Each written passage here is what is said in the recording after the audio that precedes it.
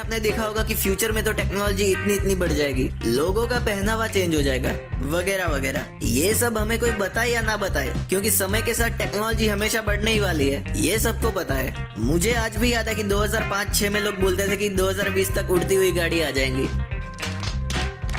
इसलिए हम इन चीजों में बात ना कर उन चीजों में बात करने वाला कि जिनका बदलाव आज की ह्यूमन एक्टिविटीज और पॉलिटिक्स जैसे रीजन से हो सकता है। आगे बढ़ने से पहले वीडियो को लाइक जरूर कर देना और सब्सक्राइब वो आपकी मर्जी।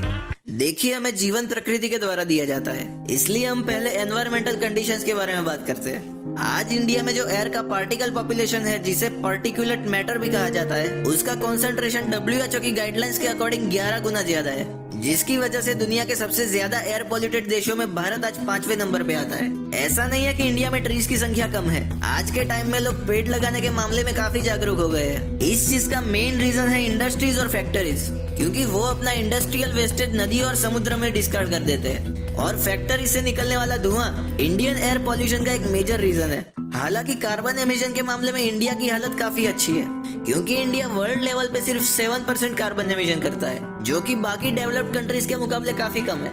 अगर आज के हालातों को देखें और अगर ये चीज का ग्राफ कांस्टेंट रहा, तो हो सकता है कि 2050 तक ऐसा समय आ जाए कि बिना मास्क के लोग घर से बाहर नहीं निकल पाएंगे। इससे बचने का सिर्फ एक उपाय है, सरकार इन बड़ी इंडस्ट्रीज के ऊपर कुछ ऐसे रूल्स लगा दे जिससे उनका इंडस्ट्रियल वेस्टेज काफी कम हो जाए। हालांकि इसके रूल आज भी बना रखे हैं, लेकिन वही जो इंडिया की सबसे बड़ी प्रॉब्लम है कि रूल्स को स्ट्रिक्टली इम्प्लीमेंट ही नहीं किया जाता। वैसे भी आज तक जितनी भी गवर्नमेंट्स आई है, उन्होंने रूल्स तो बहुत अच्छे बनाए थे, लेकिन उसका अच्छे से इम्प्लीमेंटेशन ही नहीं हो पाया। खैर, सरकार से कोई उम्मीद लगाने से अच्छा है आप इस वीडियो को लाइक कर दो, क्योंकि ये ज्यादा से ज्यादा लोगों तक पहुंच सके। कोई तरीका है भीख मांगने का? आइए बात करते हैं फूड एंड हेल्थ सेक्टर के बारे में। 2020 तक इंडियन जीडीपी का 1.5% हिस्सा हेल्थ सेक्टर पे खर्च किया जाता था, जिसे 2021 में बढ़ाकर 2.1 किया गया है। लेकिन अकॉर्डिंग टू NCBI, इंडिया को कम से कम 2.5% हिस्सा हेल्थ सेक्टर में खर्च करना चाहिए। ये जो पूरा आर्टिकल है, उसकी लिंक मैं आपको इस वीडियो के डिस्क्रिप्शन में दे रहा हूँ, आप चाहे तो पूरा आर्टिकल पढ़ सकते हैं। इंडिया चाहे जितनी तरक्की कर ले, health is the number 1 priority. आज इंडिया में 1.4 बेड्स पर 1000 people, 1 doctor for 1445 people and 1.7 nurses for 1000 people है। देखिए, हर गवर्नमेंट सभी सेक्टर में अच्छी नहीं हो सकती, और हेल्थ सेक्टर के मामले में आज तक आम आदमी पार्टी का काम काफी अच्छा रहा है, क्योंकि फ्री मेडिकल सेवा इंडिया के लोगों की सिर्फ जरूरियत ही नहीं, अधिकार भी होना चाहिए। देखिए, मैं कोई पार्टी के फेवर में नहीं बोल रहा हूँ, लेकिन अगर कोई पार्टी किसी सेक्टर में अच्छा कर रही है, तो उसकी तारीफ करने में कोई बुराई नहीं है। वैसे इंडिया में भी लोग आज अपनी हेल्थ को लेकर सीरियस नहीं है। लोग जंक फूड, मेनली पिज्जा और बर्गर जैसे फूड ज्यादा कंज्यूम कर रहे हैं, लेकिन आज की कंडीशन के मुकाबले लोगों को आज का देसी खाना ही खाना चाहिए, और उनमें से सबसे हेल्दी मूंग दाल की खिचड़ी को माना गया है। और इंडियन शास्त्रों में भी सात्विक भोजन को सबसे उत्तम कहा गया है, क्योंकि हम जैसा खाते हैं वैसे ही हमारे माइंड में विचार आते हैं और हमारी बॉडी पर उसका इफेक्ट दिखता है। अगर हम चाहते हैं कि आने वाली जनरेशन आज के मुकाबले काफी ज्यादा हेल्दी हो, तो हमें इन चीजों को इम्प्लीमेंट करना ही होगा। इन चीजों के लिए लोगों का अवेयर होना बहुत जरूरी है, और ये काम मेनली एजुकेशन ही कर सकता है। देखिए, इंडिया में कुछ टाइम पहले न्यू एजुकेशन पॉलिसी को अप्रूव किया गया था, और आज के हालत के अकॉर्डिंग वो 2023-24 तक इम्प्लीमेंट हो जाएगा।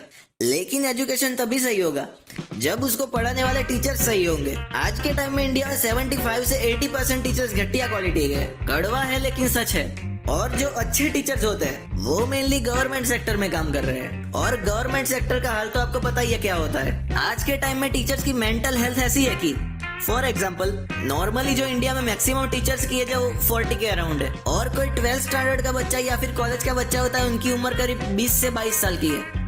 आपने देखा होगा कि कई बार वो टीचर्स उन बच्चों पे बिना बात के गुस्सा करते हैं। मतलब आप समझ सकते हो कि उस टीचर की मेंटल हेल्थ क्या है, कि खुद 40 साल का है और 18 साल के बच्चे से आर्ग्यूमेंट कर रहा है, जबकि उसे उन बच्चों को प्यार से समझाना चाहिए। मैं ये नहीं कह रहा हूँ कि सभी टीचर्स ऐसे होते हैं, मैं बात कर रहा हूँ 80% ऑफ टीचर्स की। आपके साथ भी कभी स्कूल या कॉलेज में हुआ होगा कि टीचर बच्चों को बोलता है 17 बार नहीं आएगा तो 17 बार पढ़ाएंगे, लेकिन जब वो बच्चा दूसरी बार क्वेश्चन करता है तो उस टीचर का बिहेवियर काफी चेंज हो जाता है। इसका एक उपाय है कि एज अ टीचर आपको क्वालिफाई होने के लिए कुछ नई प्रोसेस को इम्प्लीमेंट किया जाए, जो हो सकता है कि इसका बदलाव आने वाली न्यू एजुकेशन पॉलिसी में किया गया हो। एजुकेशन से रिलेटेड एक और बड़ी प्रॉब्लम है लैंग्वेज।